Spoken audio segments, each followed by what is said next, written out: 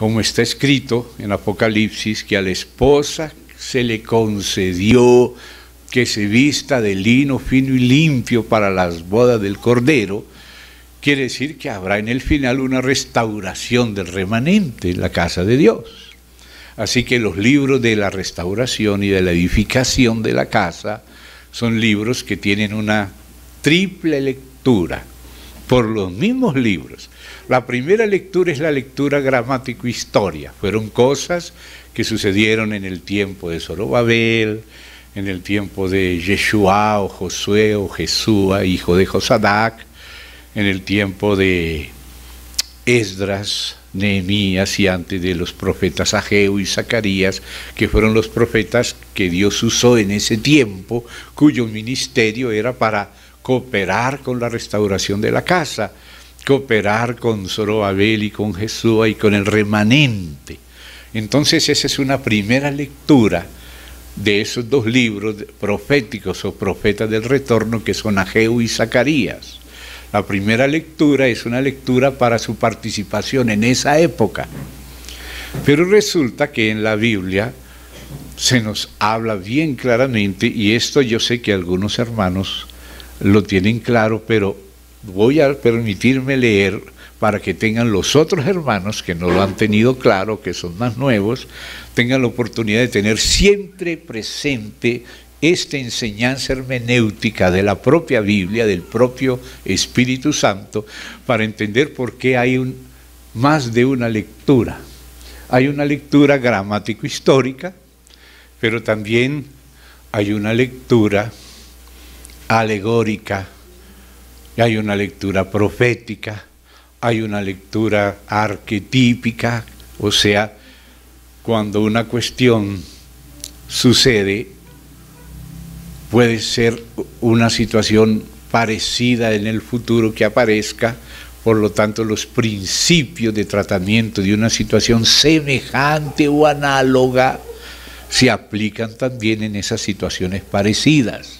Entonces es una lectura analógica, análoga, donde cosas semejantes se tratan con lo que ya fue tratado cuando apareció por primera vez.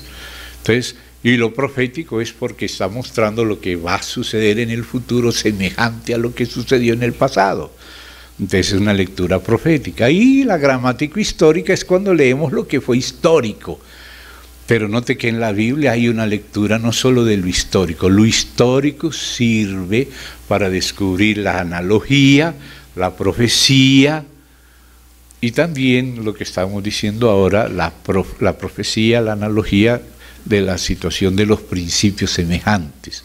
Entonces, les ruego que tengamos presente la siguiente parte que está en el libro del Eclesiastés. Salomón le pidió al Señor sabiduría para poder servir al cuerpo, al pueblo de Dios. Entonces el Señor le dio sabiduría y él, como hijo de David, estaba tipificando a Cristo, que es la sabiduría. Y a veces en los escritos de Salomón habla el propio Cristo, yo la sabiduría, dice lo siguiente, ¿ve? O sea que como él era figura de Cristo y el Espíritu de Cristo obraba proyectando el trabajo, adelantándolo, porque todo el trabajo de Cristo, y esto hay que entenderlo desde ahora, es un trabajo en continuidad de la primera generación hasta la última.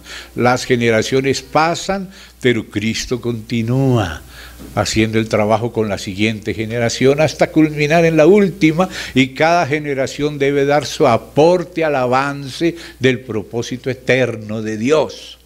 Amén. Entonces, en ese avance, que es como subir una escalera de caracol, es como cuando tú vuelves a pasar en una nueva oportunidad por un punto semejante, pero un poquito más avanzado. En la casa de Dios, como hemos estudiado, la escalera no es así directa, sino que es en caracol, como quien dice, vuelve y juega, vuelve y juega. Hay una nueva actitud, una situación parecida a la anterior, pero un poquito más elevada. Por eso es en caracol, por eso se repiten las situaciones parecidas o semejantes o análogas. Amén. Entonces aquí dice Eclesiastés capítulo 1, los que puedan verlo en su Biblia, dicen los versos 9 y 10. ¿Qué es lo que fue? Note, ¿qué es lo que fue? O sea, lo que fue lo que aconteció en el pasado. ¿Pero qué es? Es solamente un acontecimiento pasado y no tiene nada que ver con el futuro, no tiene implicaciones en el plan de Dios, no tiene repercusiones, no tenemos ninguna lección que aprender de lo que fue. Sí, mire lo que fue. ¿Qué es lo que fue? Lo mismo que será.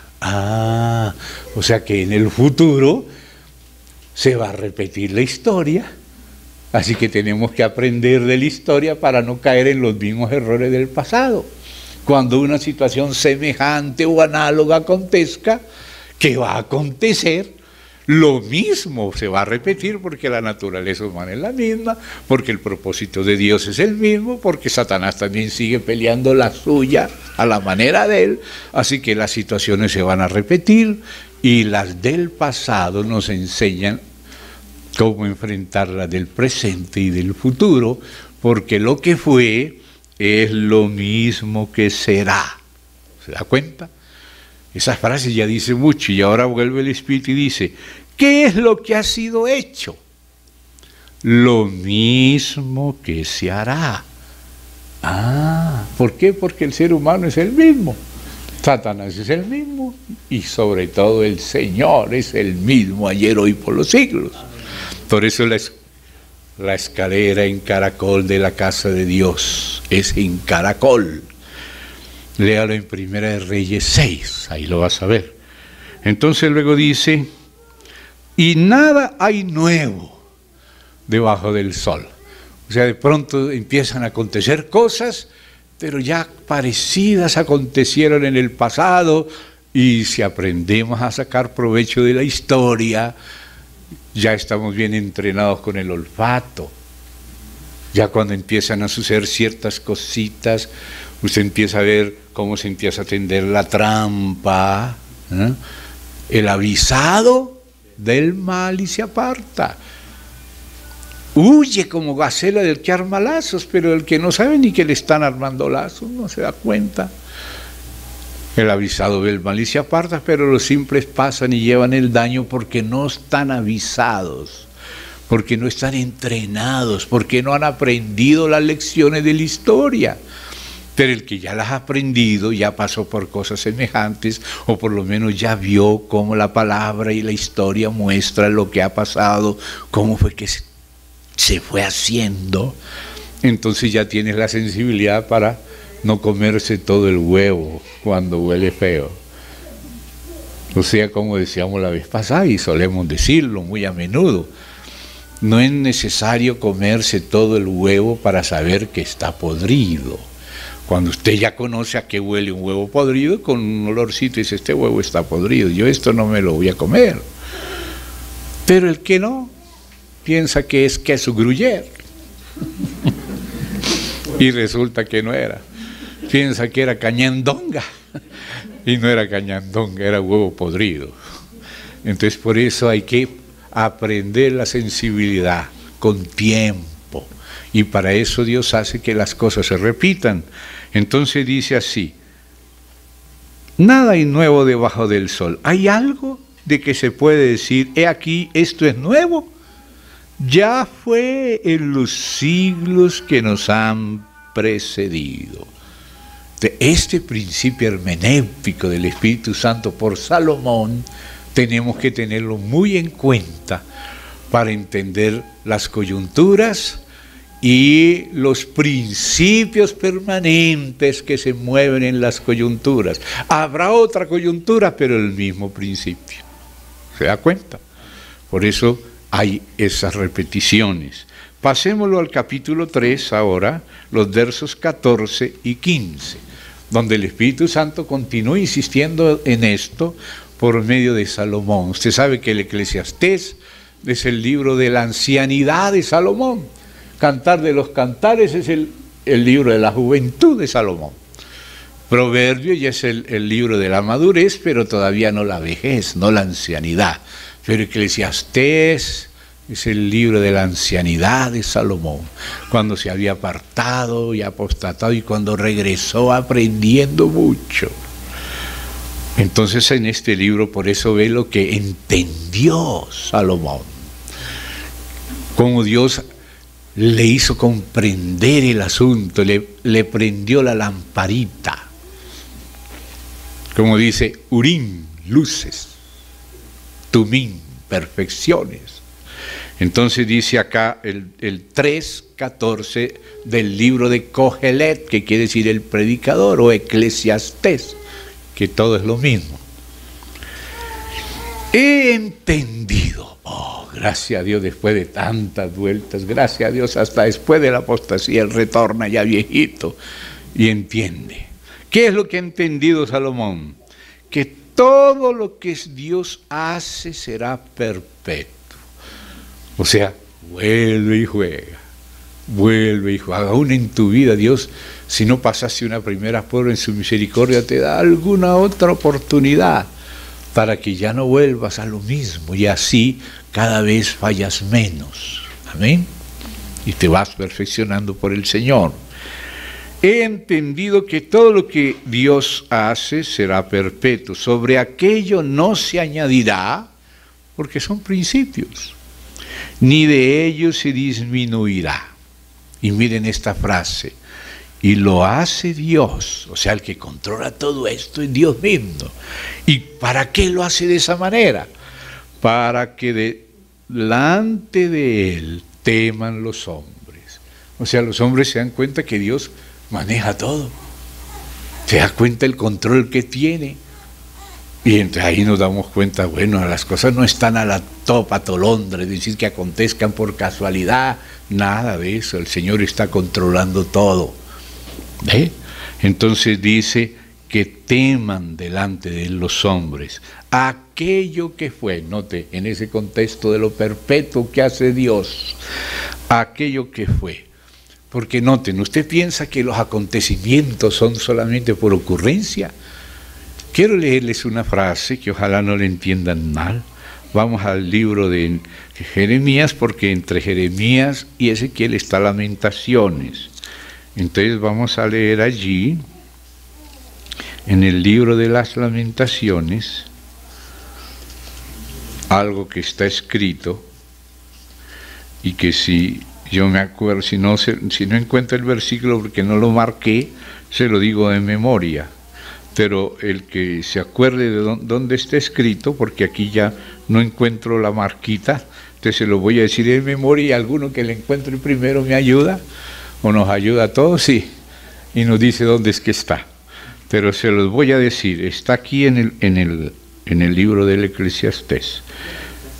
De Lamentaciones, perdón, ya estamos en Lamentaciones. Dice así: ¿quién será aquel que diga que sucedió algo que el Señor no mandó? 3:27. ¿Cómo? No, ¿qué capítulo? 3:37. Bueno, gracias a Dios. Alguien tiene un esfero, lo marco ya, de aquí estaba listo. Del 37 es exactamente 3:37. ¿Quién será aquel que diga que sucedió algo que el Señor no mandó?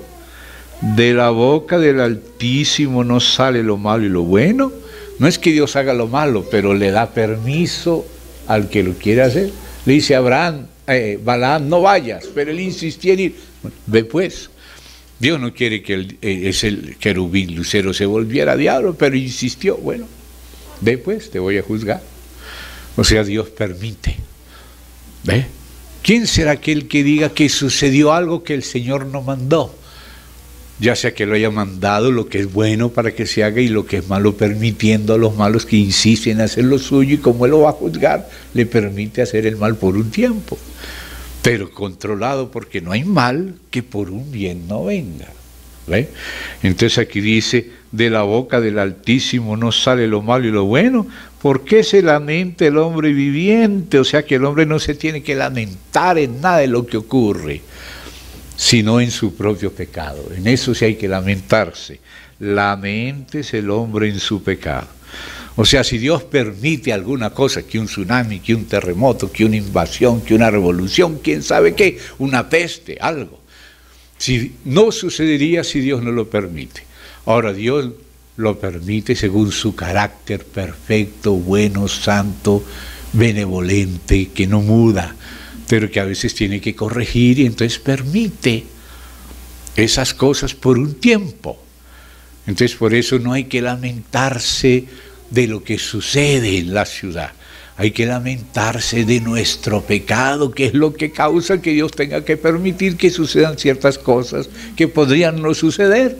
Pero a veces si no nos mueve el piso, seguimos felices en el shopping, como siempre menciono el shopping, ¿verdad? La cuestión está que nos olvidamos de Dios, del shopping va para el partido va para la fiesta, va para las vacaciones, pero no va para Dios. Si Dios nos mueve un poquito el piso, ay, como que ahí sí nos acordamos de Dios. Entonces no nos lamentemos por lo que Dios permite. ¿Quién será aquel que diga que sucedió algo que el Señor no mandó? De la boca del Altísimo no sale lo malo y lo bueno, es decir, Dios permite que suceda. Dice, en el día del bien goza del bien, pero en el día de la adversidad, dice también Eclesiastés, o sea, el Espíritu Santo por este viejito, Salomón viejito, ya experimentadito, ya quebrantadito.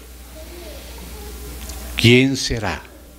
De la boca del Altísimo no sale lo malo y lo bueno. ¿Por qué se lamenta el hombre viviente en lo que sucede, no? Laméntese, sí, pero en su propio pecado. De eso lamentémonos, de haber fallado tantas veces, de errar, de pecar. De eso lamentémonos, no lo que Dios tiene bajo su control. Porque a Dios no se le escapa nada de su control. Si vienes opresión y que hacen esto, dice, acuérdese que sobre el alto vigila otro más alto. Y otro mucho más alto, que es el Altísimo, está sobre todos. Así que Dios tiene control de todo y Él quiere que en el día del bien gocemos del bien y que en el día de la adversidad consideremos. Amén. Consideremos. Entonces, estas partes que hemos leído acá, tanto en Lamentaciones como en Ezequiel, en Eclesiastés por Salomón y Lamentaciones por Jeremías, tengámoslo presente para el primer libro que vamos a leer de uno de los profetas del retorno.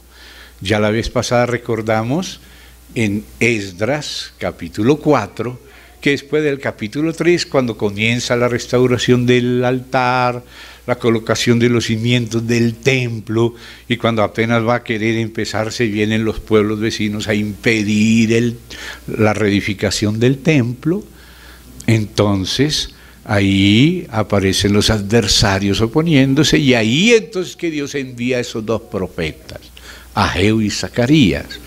Por eso les dije, hay una lectura histórica, que es lo que pasó en el tiempo de Ageo, de Zacarías, de Zorobabel, de Jesúa, de Esdras, de Nehemías.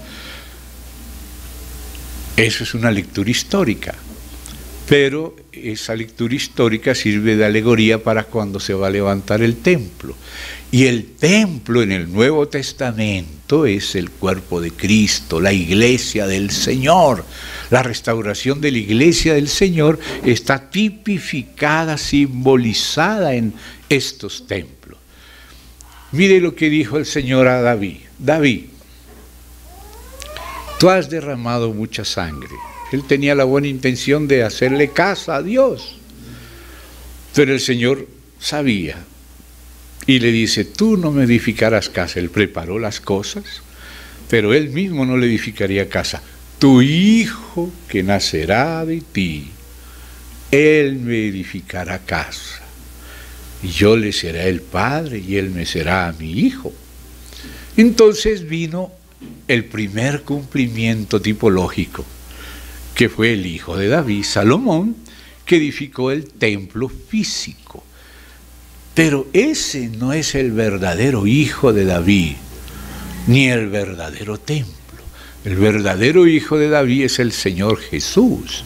Y el verdadero templo no es físico, es casa espiritual, como dice San Pedro, y se refiere a la iglesia del Dios vivo, no a X o Y denominación, sino al cuerpo de Cristo, la suma de todos los verdaderos hijos de Dios, limpiados por la sangre del Cordero, regenerados por el Espíritu Santo. Esos son el cuerpo de Cristo, esos son la iglesia de Dios, y ese es el templo de Dios. Por eso dice, vosotros sois el templo de Dios.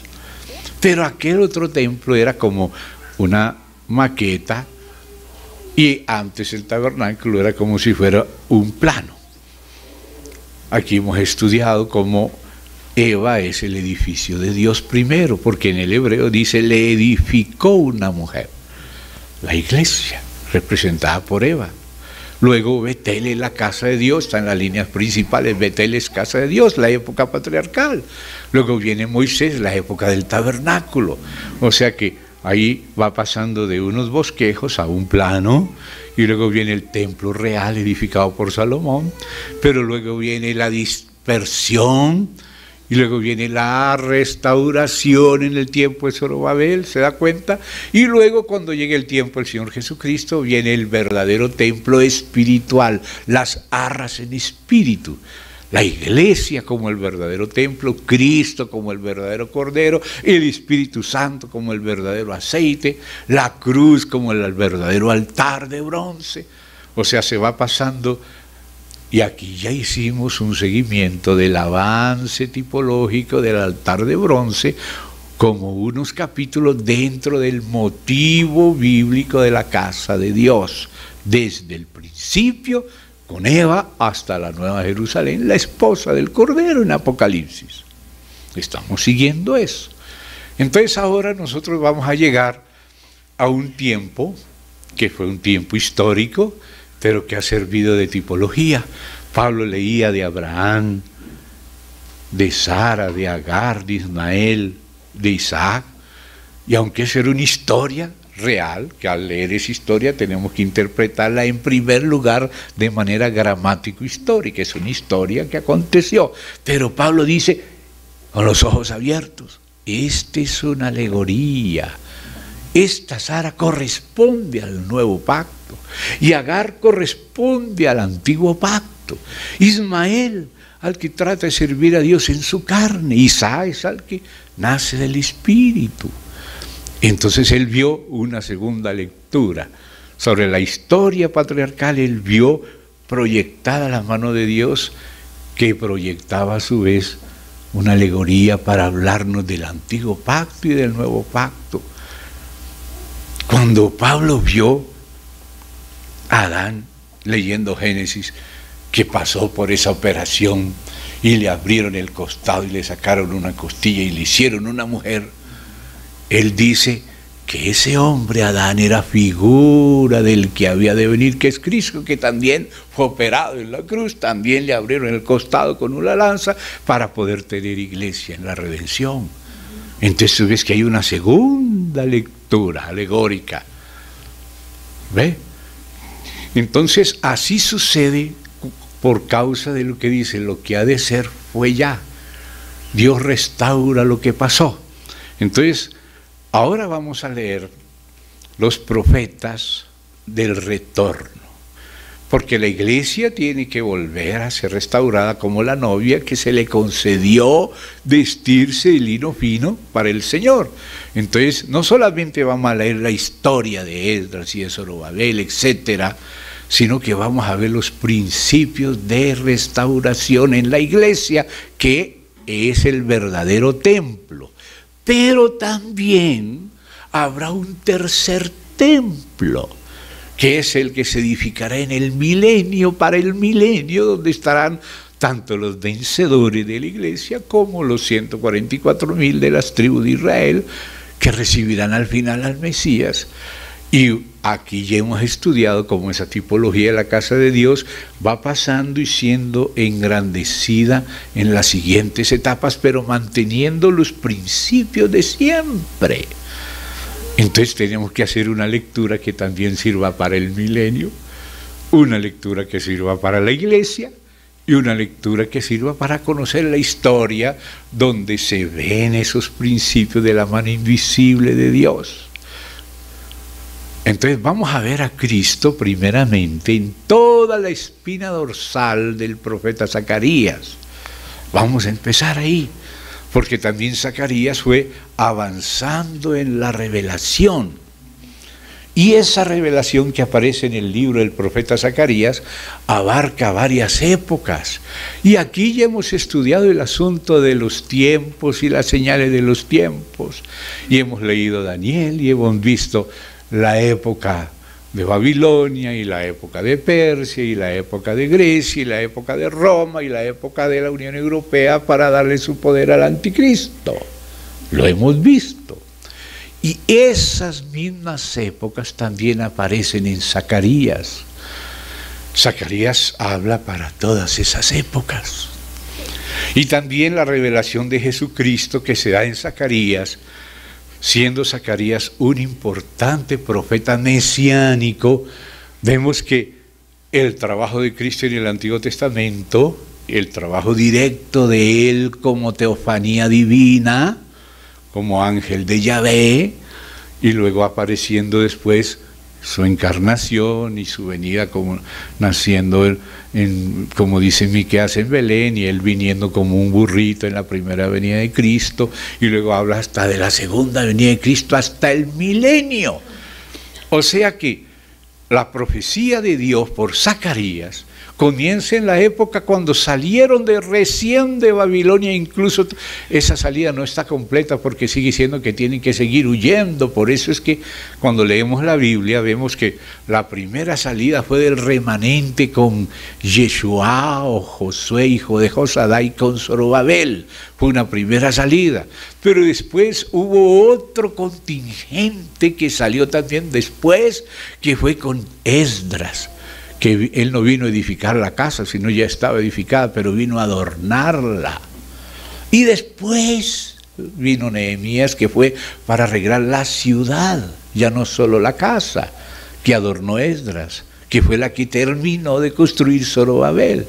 Entonces está el periodo del remanente que viene con Zorobabel para empezar de cero y terminar la casa con la plomada en manos de Zorobabel. Y aquí ya estudiamos el plomo. Y después de ahí pasamos al tiempo el otro contingente que también tuvo que salir y venir con Esdras. Y después la edificación ya no del adorno de la casa, sino levantar los muros de la ciudad. La ciudad tiene en el centro la casa. La casa es la que hace a la ciudad capital. Y la capital es la que tiene la influencia a toda la región y el país, y el objetivo de Dios es que la palabra salga de Jerusalén para corregir a las naciones hasta muy lejos, hasta la venida de Cristo, hasta el milenio, que después también continúa con la Nueva Jerusalén. Entonces nos vamos dando cuenta cómo la escalera va subiendo, va pasando de Eva a Betel, de Betel al tabernáculo, del tabernáculo al primer templo, del primer templo al segundo, y del segundo a la iglesia, y de la iglesia al tercer templo y al milenio, y de ahí a la Nueva Jerusalén, la casa siendo edificada. Pero empieza en lo más pequeño, las líneas maestras, y luego vienen a los huesos, se le ponen los músculos, a los músculos los nervios, a los nervios la piel, a la piel los vellos, las cejas, las pecas, los lunares, en fin. Y así todo está relacionado, toda la Biblia es el trabajo de Cristo. Y la columna vertebral o la espina dorsal es el avance de Cristo, que es el ecónomo del Padre, el representante, el mensajero del Padre, el testigo del Padre, el realizador, porque el Padre lo hace todo con el Hijo. No hay nada que el Padre haya hecho solo. Él lo puede hacer solo, pero Él no quiso. Todo lo ha hecho con el Hijo. En el principio era el Verbo, ya era en el principio. Y el Verbo era con Dios y era Dios. Nada de lo que ha sido hecho fue hecho sin el Hijo. Entonces aquí lo que tenemos que ver es ¿qué hizo el Hijo? Y cómo el Hijo fue avanzando de tiempo en tiempo, hasta el cumplimiento de los tiempos en el reino definitivo final, pero que ha sido edificado por el Padre con el Hijo y el Espíritu, que dijeron: hagamos al hombre a nuestra imagen, conforme a nuestra semejanza, y señoré. Eso que está haciendo Dios, el Padre no lo hace solo, lo hace con el Hijo, y el Espíritu tampoco actúa solo, ni habla por su propia cuenta, sino lo que oye del Padre y del Hijo. Y Él es el que obró en el pasado y está obrando hoy, y cada generación tiene que ser fiel a su generación. Y también aquí nos muestra toda la espina dorsal de la obra del Hijo, desde la época en que está gramático-histórica y que está viviendo Zacarías en el tiempo de Zorobabel y de Salatiel, hijo de Salatiel, y tiene que hablarle y animar, y aquí vamos a ver cómo le anima, con visión le anima.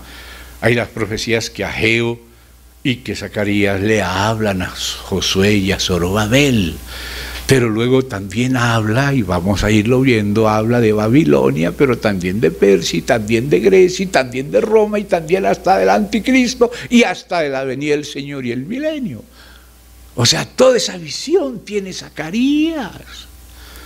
Entonces necesitamos ver cómo se va revelando Cristo a Zacarías, avanzando hasta que llega en ese avance de la época de Persia. Recién salió el primer contingente, que está hablando es para Josué y para Zorobabel, pero todavía no para Esdras, que es el segundo contingente.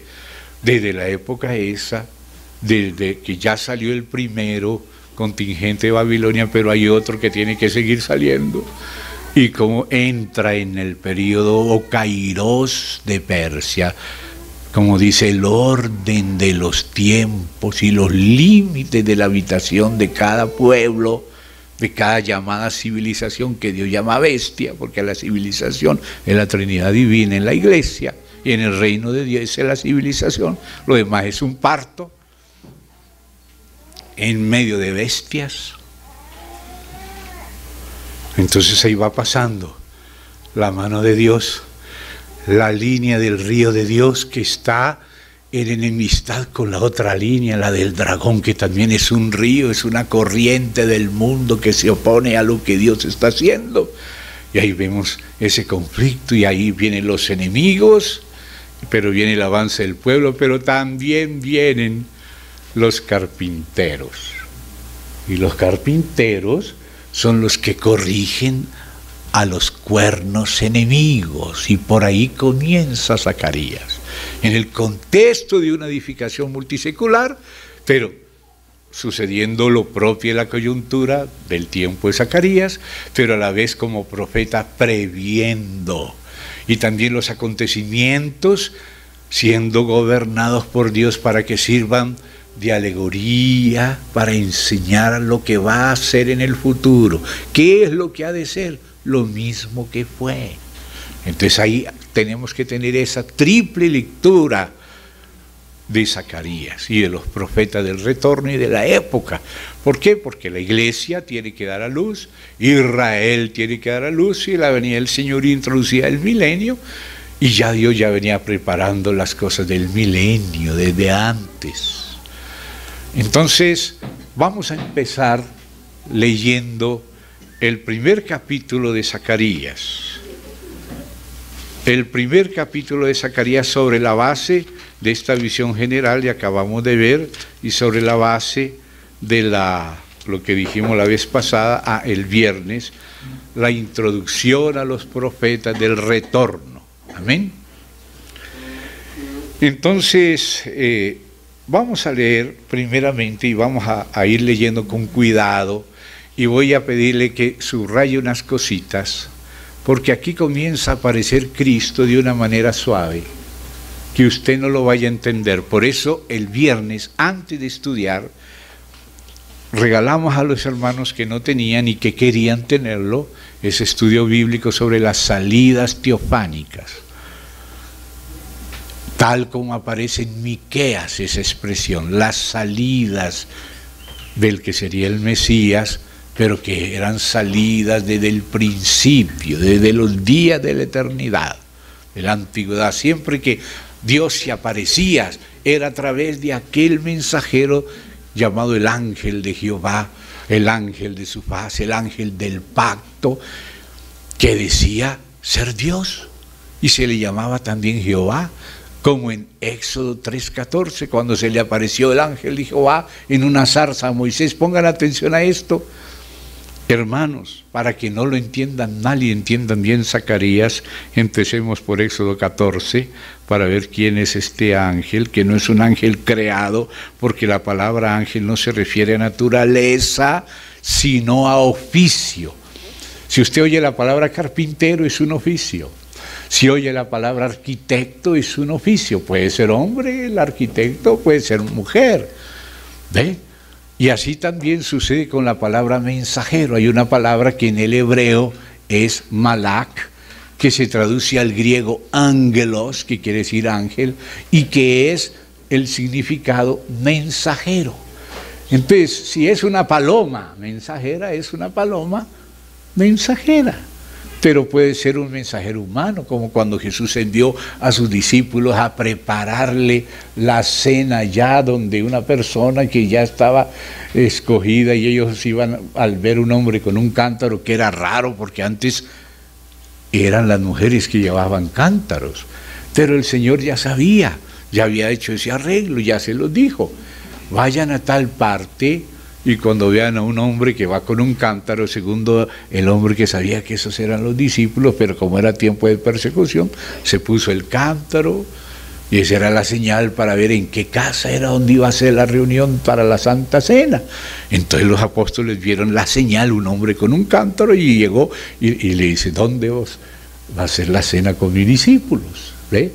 Esos que fueron enviados por el Señor, cuando tú lo lees en el idioma griego, son llamados de ángelos, o sea, ángeles. No eran ángeles de naturaleza como Gabriel o Miguel o los millares de ángeles de ese mundo celestial creados por Dios que existen, pero sí tenían el mismo oficio que ellos, eran mensajeros de Dios. ¿Ve? Entonces aparecen los ángeles de las 7 iglesias. Claro que hay ángeles celestiales que cuidan las iglesias, pero también hay personas enviadas para transmitir el mensaje de Dios a las iglesias. Escribe al ángel de la iglesia: yo conozco tus obras y tal, y le habla a las iglesias. Un mensajero, por eso algunas versiones: dile al mensajero de la iglesia en Éfeso o en Esmirna, etcétera, hasta la Odisea, y a todas las iglesias. Luego aparece los ángeles celestiales, como los que sabemos que aparecen, el ángel de la guarda, los guerreros, los de adoración, en fin. Pero también el Hijo de Dios, que es divino, que no es un ángel creado, pero sí tiene el oficio de ser el mensajero, el representante, la aparición de Jehová. Es el ángel de Yahvé, que es el mismo Cristo, y que es el que dijo que Él era el Dios de Abraham, de Isaac y de Jacob. Y aquí ya lo hemos estudiado, y por eso antes de empezar a estudiar Zacarías, donde vamos a profundizar en eso, le pedí a los hermanos que leyeran el estudio anterior sobre las salidas teofánicas. ¿Quiénes ya lo tienen? ¿Quiénes lo tienen? Levanten la mano los que lo tienen. Y de los que lo tienen, ¿quiénes ya lo han leído? Un poquito menos. Bueno, les ruego que lo lean. Los que no lo tienen lo pueden conseguir gratis, si hay algunos acá, o si no en casa, podemos traer ahora después del almuerzo, ¿no? Para que lo estudien, para que les sirva de base a lo que hoy al respecto se va a profundizar en Zacarías. Amén. En Zacarías. Entonces, leemos acá en Éxodo capítulo 3. Hay en ese librito, que es un estudio bíblico sobre ese tema de las salidas teofánicas, cada aparición de Cristo antes de la encarnación, la roca que guiaba a Israel, que era Cristo, el Hijo del Padre, amén, pero que se aparecía hablando como Dios, pero se le llama el mensajero de Yahvé, y se le llama también Yahvé, y es también Yahvé, pero el Hijo. Entonces, ese estudio le pido que lo estudien junto con otro, que también vamos a traer después de almuerzo, si aquí no hay, que se llama Testimonio Divino acerca de la divinidad del Hijo de Dios. Para que cuando usted oiga que se le aplica a Jesucristo el nombre de ángel de Yahvé, no piense que es una criatura, como dicen los testigos llamados de Jehová, pero que son más de Charles Taze Russell. ¿Ve? No estamos negando la divinidad del Hijo, estamos hablando de uno de los oficios celestiales de Cristo. Pero también Él es creador y también es Dios con el Padre, y eso está en el otro estudio. Un estudio muestra su divinidad y otro muestra uno de sus trabajos para el Padre, porque el Padre todo lo hace por medio del Hijo, y hay trabajos celestiales y hay trabajos terrenales. ¿Me entienden? Entonces les ruego leer, no solo tener los folleticos y no estudiarlos con su Biblia. Léalo en la Biblia y véalo en la Biblia. Lo que hacen esos estudios es agarrar el versículo y mostrárselo, el otro versículo y mostrárselo. Eso es ese estudio. Pero lo importante es que usted lo vea en la Biblia. El librito es solo para exponer las palabras de la Biblia, que la Biblia dice que también la exposición de la palabra ayuda, ¿verdad? Eso está en los Salmos, ¿no? Entonces, para eso les pido leer eso, para que tengan más claridad y no se confundan. Amén. Porque vamos a pasar aquí profundizando eso, vamos a dar un paso más allá de lo que está en el librito de las salidas teofánicas, donde algo ya se dijo, pero ahora vamos a seguir la columna dorsal, o sea, la columna vertebral, la espina dorsal de Zacarías, la parte divina y cristológica, y luego como eso va pasando por los tiempos y las señales de los tiempos, hasta el día del milenio, habla Zacarías, y también de la eternidad. Entonces, hermanos, por causa de lo que dije, solo voy a leer el pasaje clave, que es uno de los más importantes, al respecto de esta teofanía o manifestación divina del Hijo de Dios, del Verbo de Dios que estaba con el Padre eternamente, siendo Dios con Él, y nada de lo que el Padre hizo lo hizo sin el Hijo, y todo lo hizo con el Hijo, incluso la creación. Ahora vamos a ver cómo Él es, aquí llamado en Éxodo 3:1. Apacentando Moisés las ovejas de Yetro su suegro, sacerdote de Madián, llevó las ovejas a través del desierto y llegó hasta Horeb, monte de Dios. Como esto se escribe después que sucedió, ya se le llamó monte de Dios. ¿Dónde? Donde se le apareció el ángel de Jehová. Se le llamó monte de Dios. ¿Por qué? Porque el ángel de Jehová era la aparición de Dios. Mírela, aquí lo sigue diciendo. Y una aparición de Dios es una teofanía. Y por eso hablamos de salidas teofánicas, o sea, manifestaciones de Dios. Cuando se aparecía, aunque a Él nadie lo puede ver, se aparecía no en toda su gloria, sino hasta donde podían aguantar.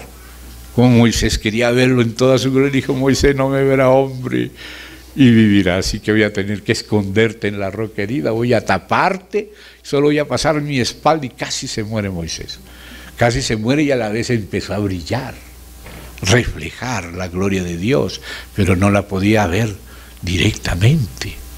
Y por eso cuando Manoa y su esposa vieron, dijeron: uy, ahora vamos a morir porque hemos visto a Dios. Digo, no, si Él nos quisiera matar no se nos hubiera aparecido,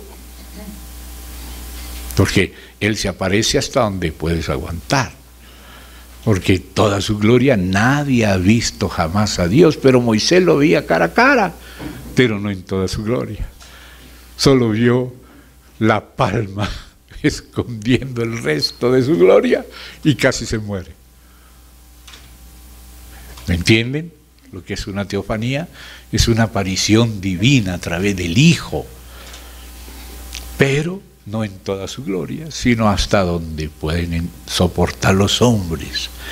Pero entonces esta es una de las más importantes, y donde queda más claro que el ángel de Yahvé es el mismo Yahvé y es el mismo Hijo de Dios, no un ángel creado, sino una manifestación restringida de Dios, una teofanía.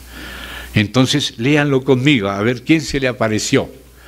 Y se le apareció el ángel de Jehová o de Yahvé. Y este de es una palabra que el español le agrega. Realmente el original hebreo dice Malak Yahvé, o sea, el ángel Yahvé. O sea, Yahvé como el mensajero del Padre, el Hijo, el Verbo que estaba con Dios y era Dios, que salió muchas veces y al fin se encarnó como Jesús, pero que no es sino el mismo Dios, pero el Hijo. Y vean que es Dios. Miren cómo habla este ángel.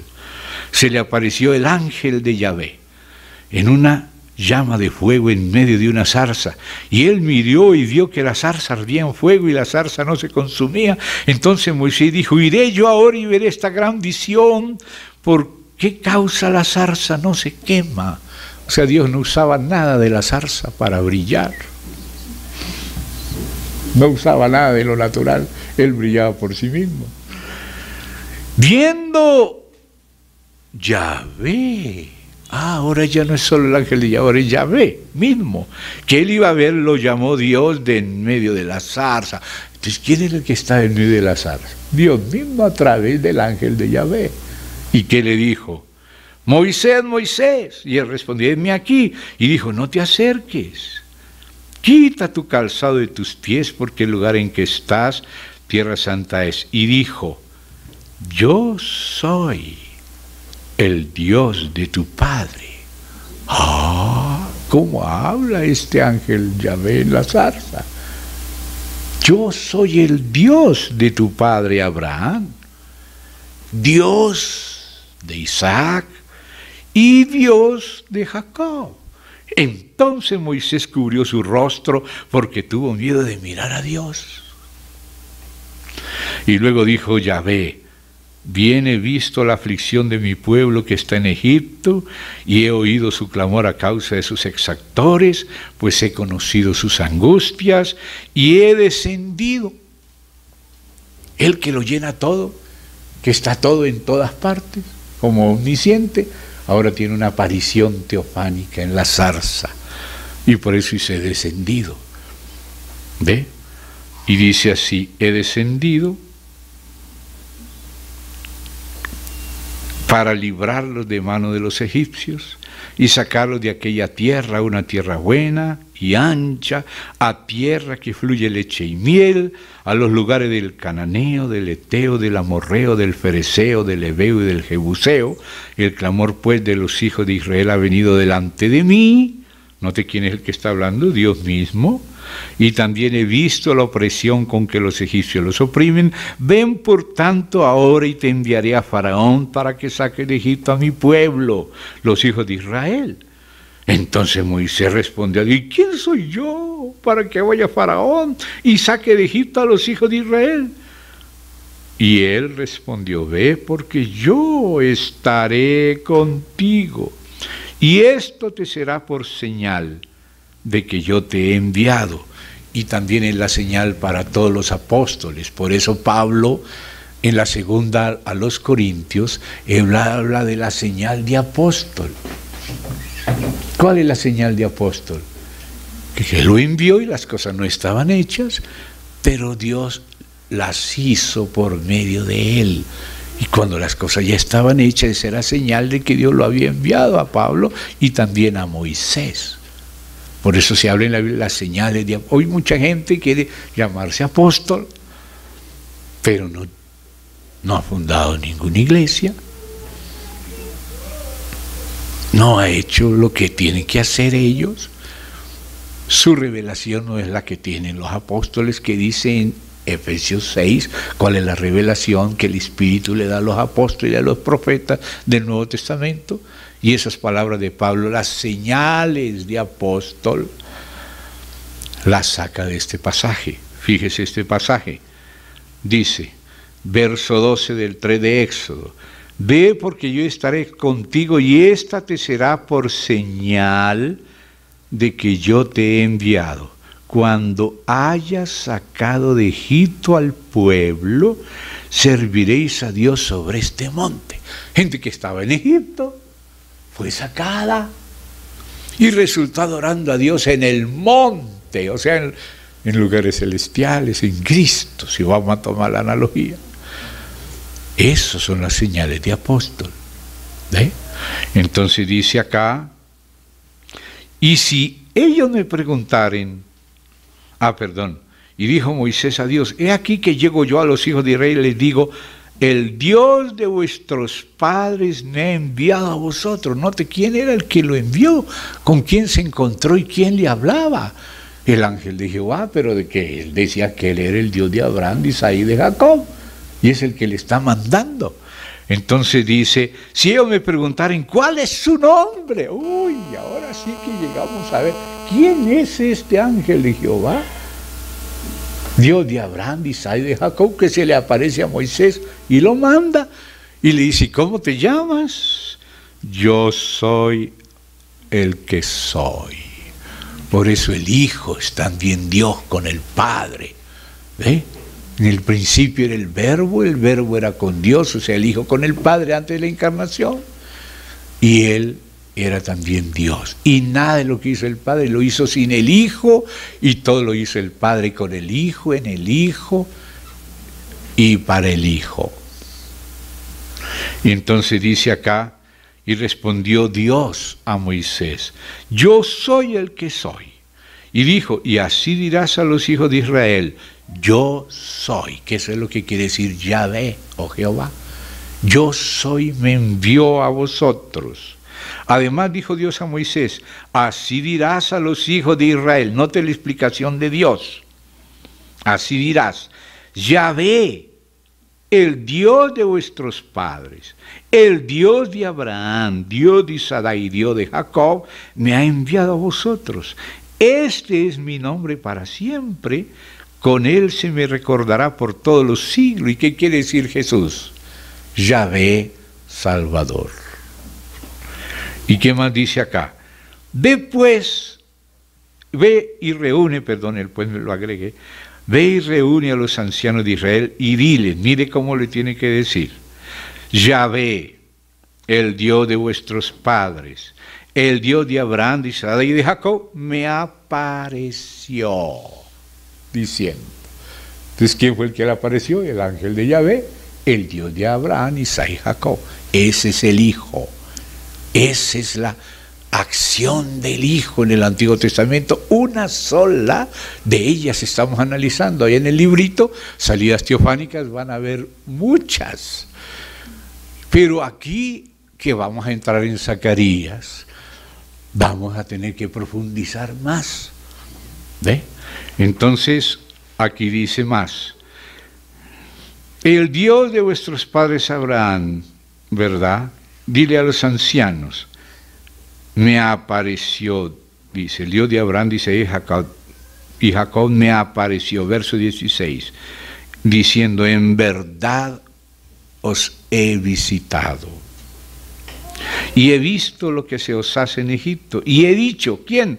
Dios, que apareció, yo os sacaré de la aflicción de Egipto, a la tierra del cananeo, del heveo, del amorreo, del fereceo, del heveo, del jebuseo, a una tierra que fluye leche y miel, y oirán tu voz, e irás tú y los ancianos de Israel al rey de Egipto, y les diréis, Jehová, el Dios de los hebreos, nos ha encontrado. Por tanto, nosotros iremos ahora camino de 3 días por el desierto, para que ofrezcamos sacrificios a Jehová nuestro Dios.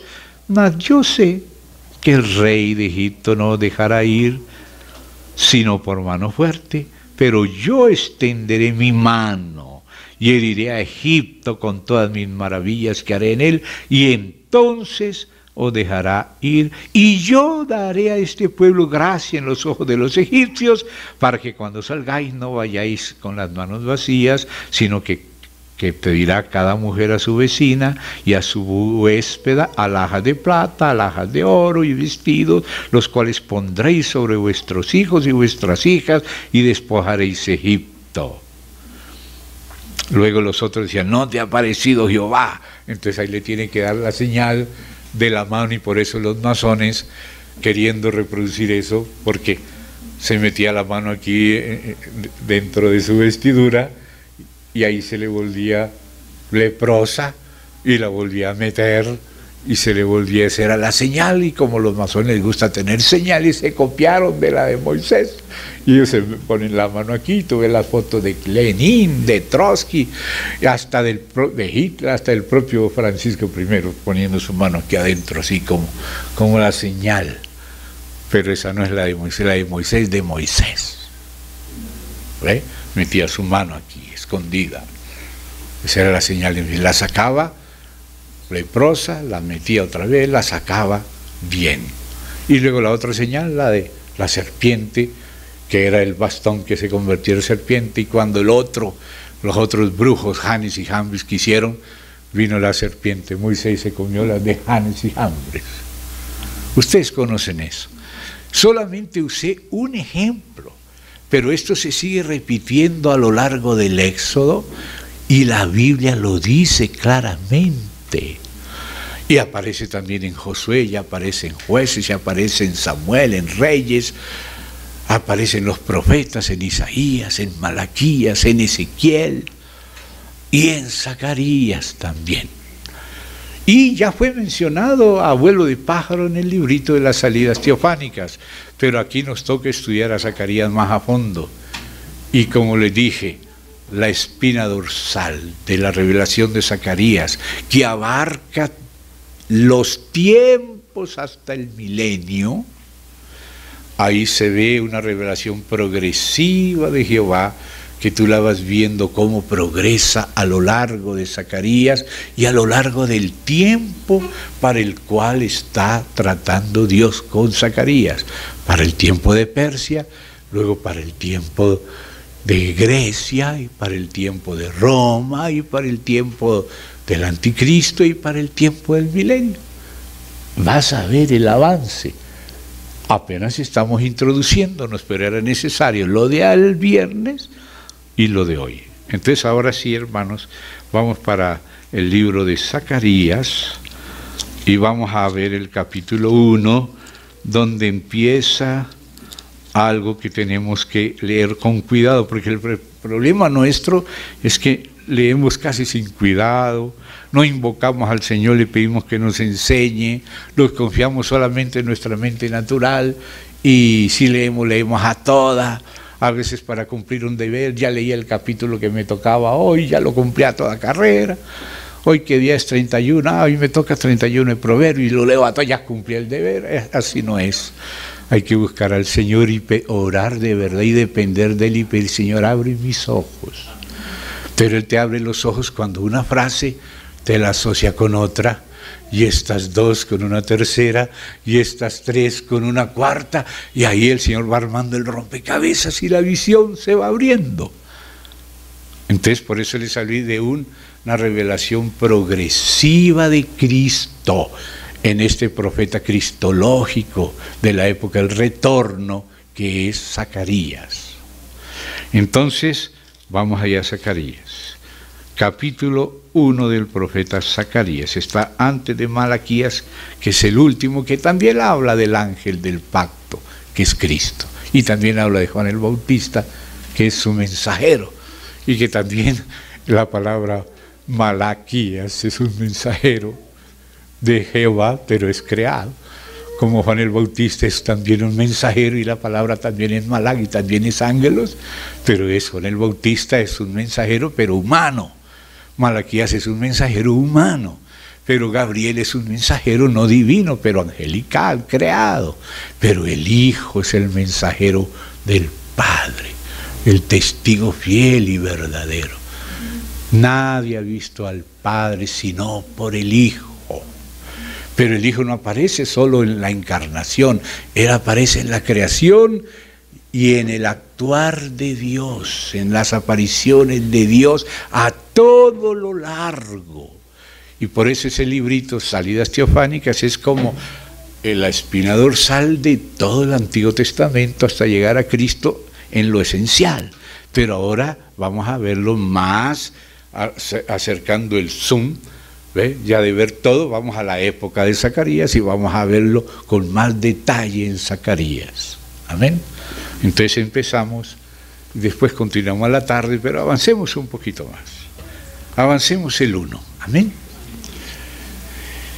Ahora fíjense la época.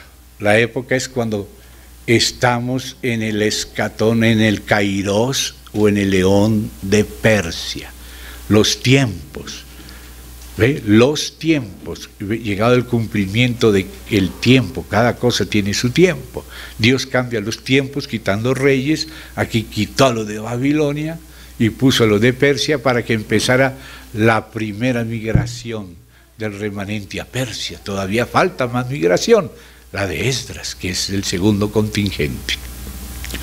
En el 8º mes, o sea, el mes de Bul, segundo mes del año segundo de Darío, este es Darío el persa, Darío Histaspes, o sea que está hablando, como dice Esdras 3, que Dios levantó a Ageo y a Zacarías para apoyar a Zorobabel y a Josué para comenzar la restauración de la casa de Dios en Jerusalén.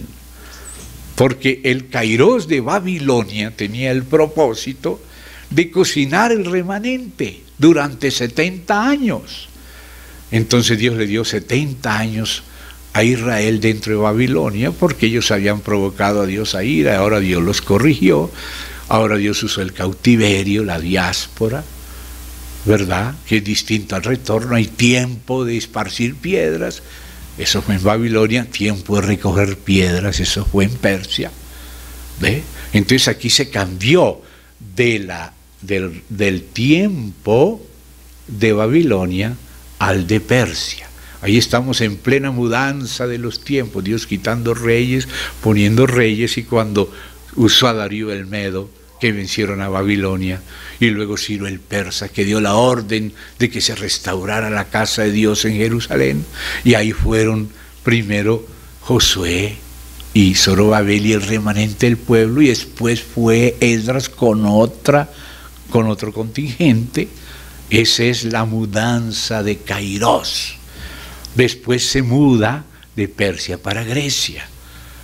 Babilonia era como aquella cabeza de oro en Nabucodonosor, como aquel león, y después Persia era como los brazos de plata de la estatua que vio Nabucodonosor y Daniel interpretó, pero que después en el capítulo 7 ya no era un león sino un oso.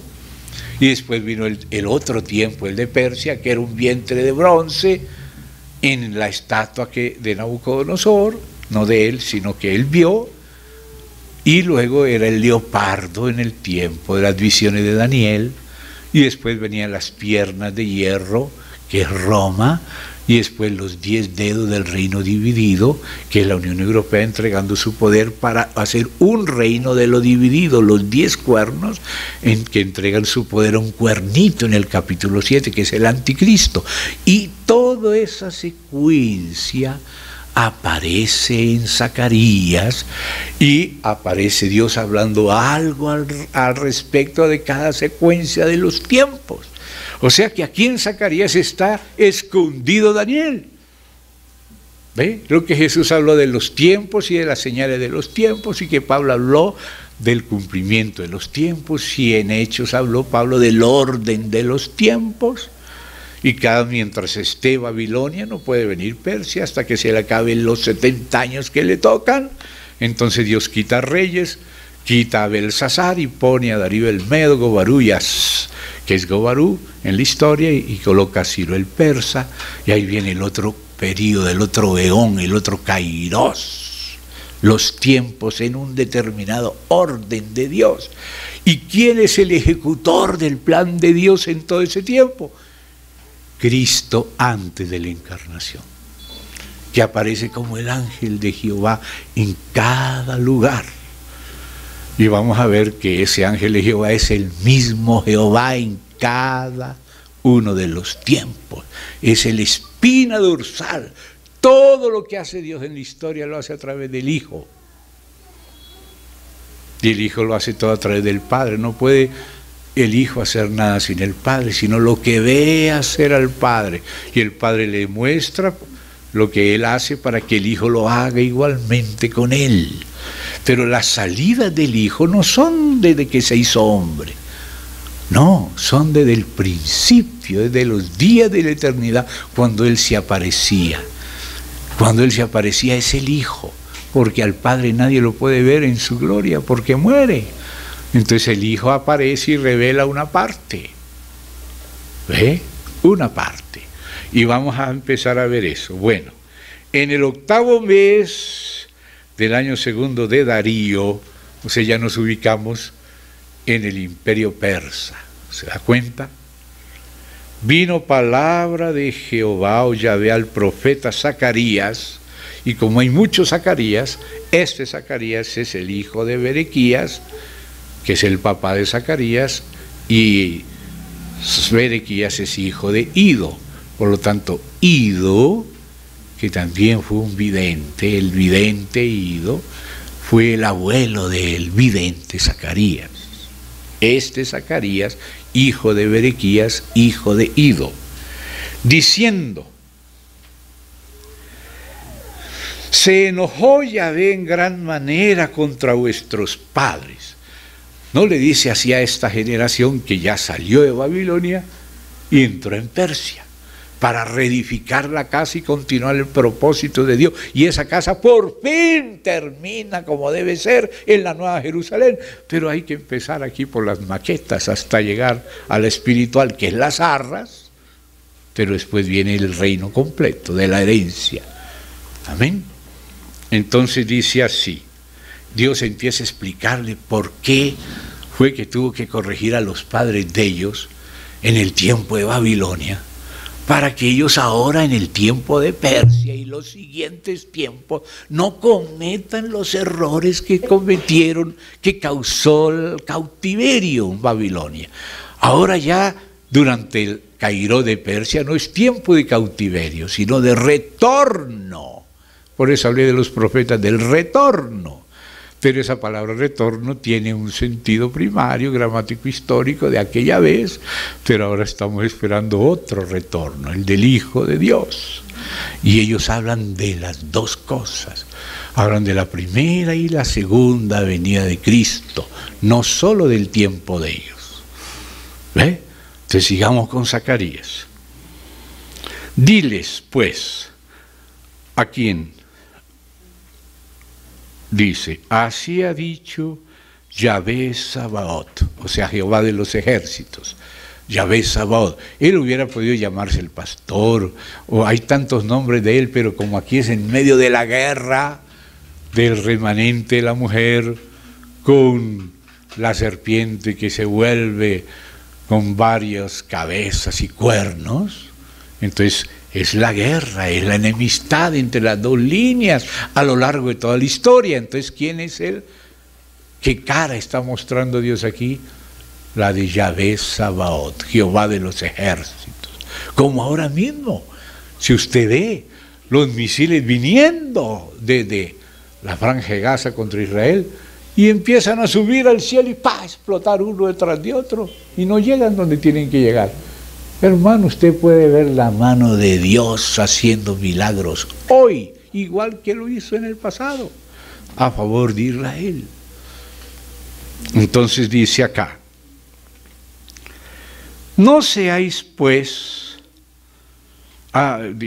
dice más, así ha dicho Yahvé Sabaoth, volveos a mí, el retorno, dice Yahvé Sabaoth, y yo me volveré a vosotros, ha dicho Yahvé Sabaoth. O sea, el secreto para que Dios esté con nosotros es que nosotros estemos con Él. ¿Ve? No seáis como vuestros padres. ¿Qué pasó con los padres de los israelitas del retorno? a los cuales clamaron los primeros profetas, y note aquí esa expresión, los primeros profetas, porque en la Biblia se habla de los profetas primeros y los profetas postreros. Los profetas primeros, los Neviín, hay los primeros y los postreros. Los primeros son los que escribieron el libro de Josué, Jueces, Ruth, Samuel y Reyes, que en Crónicas dice que fue Samuel, continuado por Natán y por Gad. ¿Ve? Y hay una parte que usó Samuel de los propios escritos de Josué, y también la parte de Samuel que fue continuada por Natán y por Gad hasta los tiempos de Salomón. Esos fueron los profetas primeros. Y luego vienen los profetas postreros, desde Isaías a Malaquías. Daniel lo colocan entre los Ketubín. La Tanakh, que es la Torá, más los Neviín, más los Ketubín, que es la Biblia como es llamada por Jesucristo, según Lucas 24. La Torá es la ley, los Neviín son los profetas, pero los primeros, lo que hoy llaman libros históricos, en la Biblia se le llama los primeros profetas, porque fueron escritos por profetas. Si tú lees los Reyes, que escribió Jeremías con Baruch, ve que él constantemente está citando su bibliografía de profetas, el profeta Ido, el profeta Jehú, el profeta Semaías, Ahías, Eliezer Dodado de Maresa. Todos esos profetas fueron los primeros que aparecen en la bibliografía de Reyes por Jeremías con Baruch, que luego la vuelve a utilizar también Nehemías para escribir Crónicas.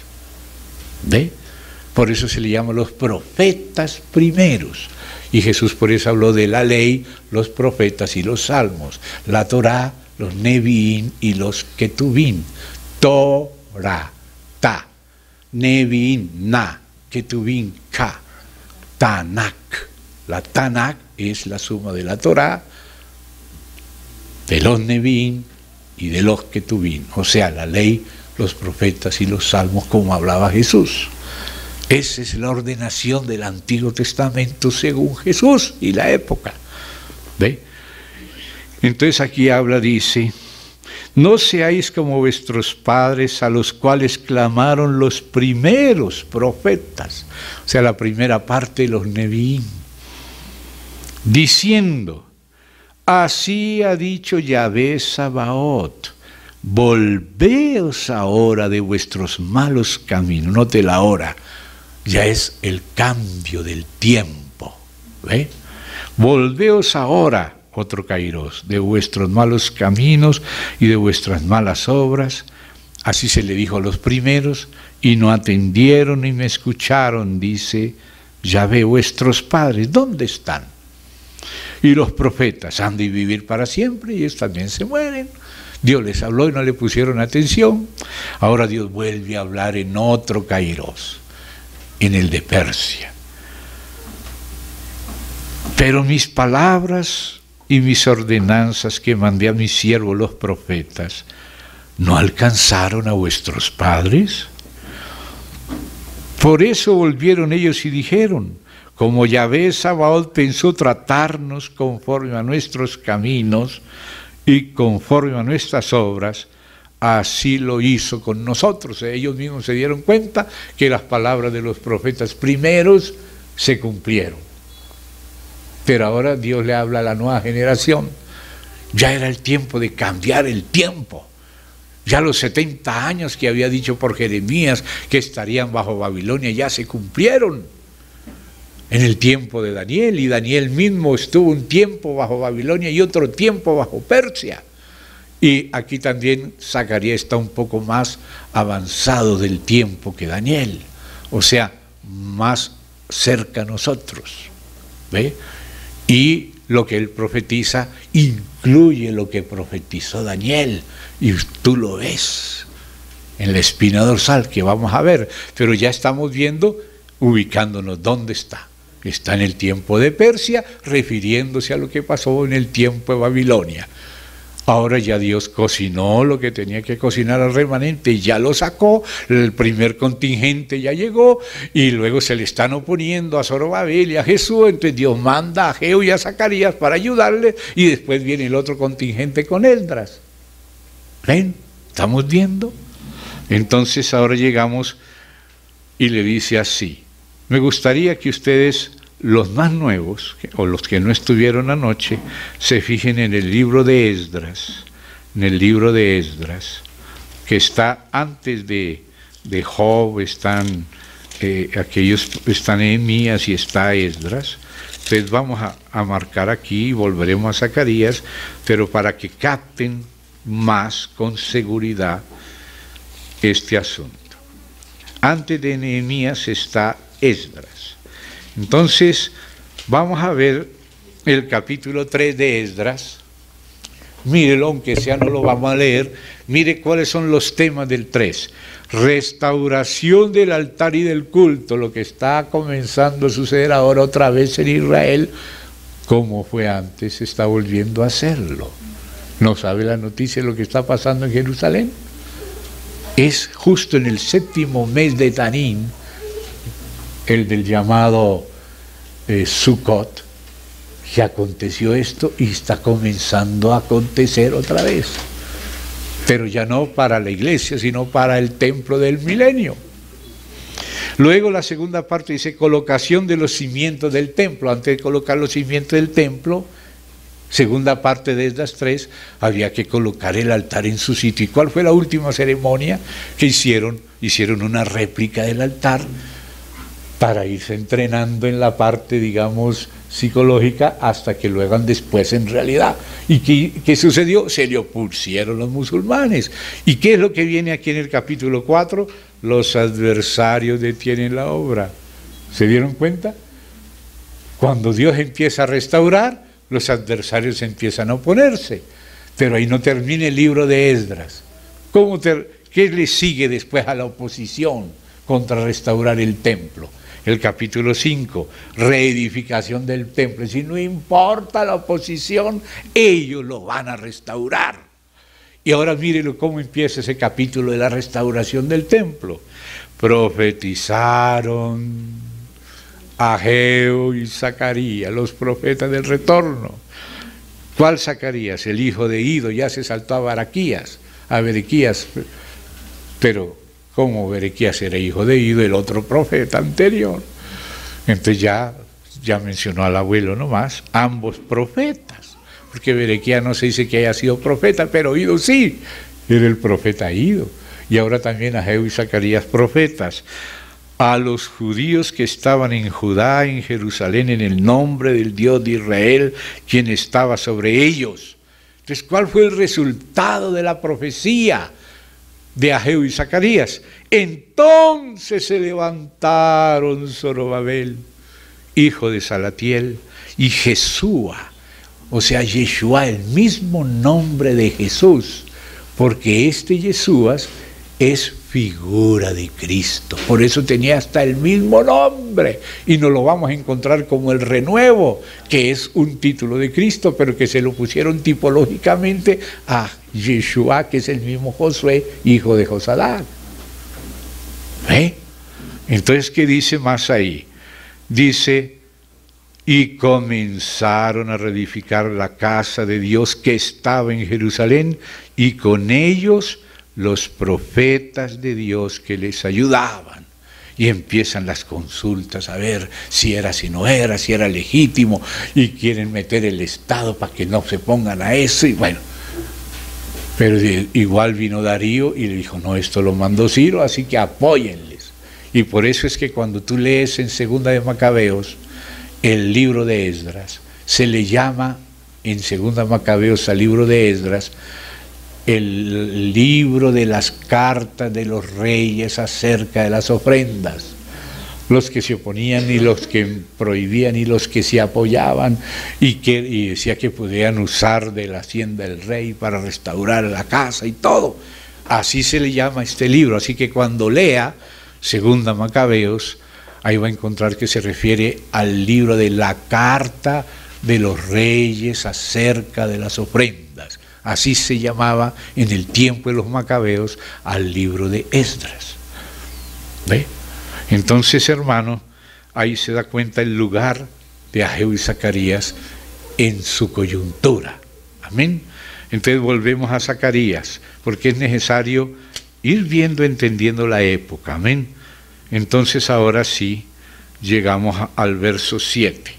Hasta aquí eran las primeras palabras que Dios le habló a Israel por Zacarías, haciendo la comparación, el contraste entre la generación vieja que le tocó Babilonia y la nueva que va a empezar durante el tiempo de Persia. El avance de los eones rumbo a la economía del cumplimiento de los tiempos, pero cada uno tiene su orden, el orden de los tiempos. Entonces dice, a los 24 días del mes 11, no del nuestro año, sino del bíblico, que es el mes de Sebat, así se llama, Sebat, en el año segundo de Darío, porque el otro había sido en el mes noveno, en el octavo, que es Bul, y 3 meses después volvió a profetizar Zacarías. Y ahí Dios le mostró algo a Zacarías, algo que tiene que ver con los que han trabajado con Dios, los que se les han opuesto, y la intervención de Cristo antes de la encarnación. 2 puntos claves. Y mire lo que dice. Vino palabra de Jehová al profeta Zacarías, hijo de Berequías, hijo de Ido, diciendo, vi de noche, y he aquí un varón. Bueno, al principio tú empiezas a ver lo que se habla de este varón, pero de pronto se le va añadiendo otros detallitos por aquí, por allá, y de pronto tú te das cuenta quién es este varón. Al principio no sabes quién es este varón. El propio Zacarías no sabía quién era este varón, pero por lo que dice por aquí, por lo que después dice por allá, y después dice por allá, ya lo vas identificando a este varón. Entonces vamos a hacerle el seguimiento a este varón.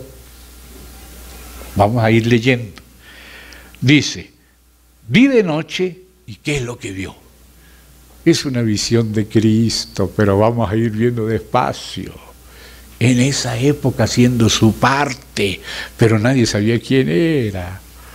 Pero por lo que la misma Biblia dice en este mismo libro, ahí vas descubriendo quién era. Dice, un varón que cabalgaba sobre un caballo alazán. Y el alazán en este caso no es blanco, sino bermejo, de guerra. Y dice, el cual estaba entre los mirtos que había en la hondura. O sea, había un valle lleno de mirtos, que son unas flores, como un paraíso, y ahí estaba ese varón cabalgando, ¿no? Y detrás de él había caballos alazanes, o sea, él era el que presidía, los otros caballos le seguían. Overos, o sea, alazanes, overos y blancos. Entonces dije, ¿qué son estos, Señor mío? Y me dijo, y fíjese acá esta expresión que nos sirve para identificar a este varón. Constantemente aparece esta expresión en la boca de Zacarías. El ángel que hablaba conmigo. El ángel que hablaba conmigo. O sea, el mensajero que hablaba conmigo. Después vas a descubrir que ese mensajero era este varón, y vas a descubrir más adelantico que este varón era el ángel de Jehová, el mismo que le aparece a Moisés en la zarza, que un poquito más adelantico se le llama directamente Yahvé. Y cuando se le llama Yahvé es porque en el pedacito anterior había mostrado que hay un Yahvé que envía y un Yahvé enviado. Y el Yahvé que envía es el Padre, y el Yahvé enviado es el Hijo. Y ahí tú empiezas a empezar a ver la Trinidad, que tanto el Padre como el Hijo, y luego menciona también el Espíritu. ¿Y sabe quién es el Espíritu? ¿De quién? De ese varón. Con mayúscula, el Espíritu Santo, el Espíritu del Padre y del Hijo. Pero al principio tú no lo notas, y si lo leemos rápido, no sabes quién es. Pero vamos a ir leyendo despacio para que ustedes mismos vean a ver si eso no es. Yo lo he leído despacio. Y no quiero imponerles nada, léalo ustedes, leámoslo juntos, a ver. Entonces dice así, vamos siguiendo al varón. Ahora le llama, me dijo, el ángel que hablaba conmigo. Así lo repite varias veces, el ángel o es el mensajero del cielo, ¿no?, que hablaba conmigo. Pero después vamos a ver cómo habla y cómo se le dice. Pero hay que empezar de a poco, porque es y en la medida que avanza Zacarías va apareciendo más detalles de quién es. Pero empieza así. Y dice, y me dijo el ángel que hablaba conmigo, yo te enseñaré lo que son estos. O sea, esos caballos y todo. Y aquel varón que estaba entre los mirtos, respondió. O sea, le preguntó al ángel y le respondió el varón. Se da cuenta que el varón es el ángel. Siga leyendo con cuidado.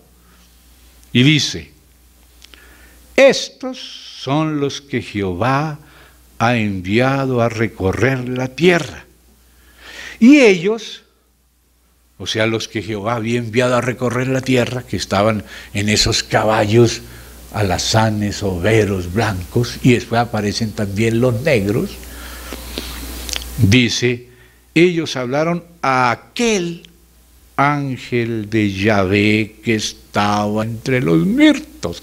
Ahí te das cuenta que el varón era el ángel de Yahvé que estaba entre los mirtos. ¿Se da cuenta? Que era el ángel que hablaba con él.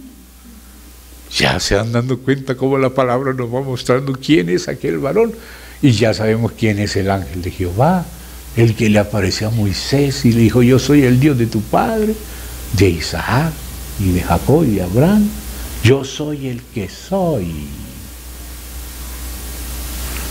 Por eso es que yo cuando leo le digo, hermanos, aquí hay que ponerle la A mayúscula, porque a veces el traductor traduce pero no entiende y deja la minúscula. Entonces, ya, aquí está claramente revelado aquel ángel de Jehová que estaba entre los mirtos. Entonces, ¿quién era ese varón? El ángel de Jehová que estaba entre los mirtos.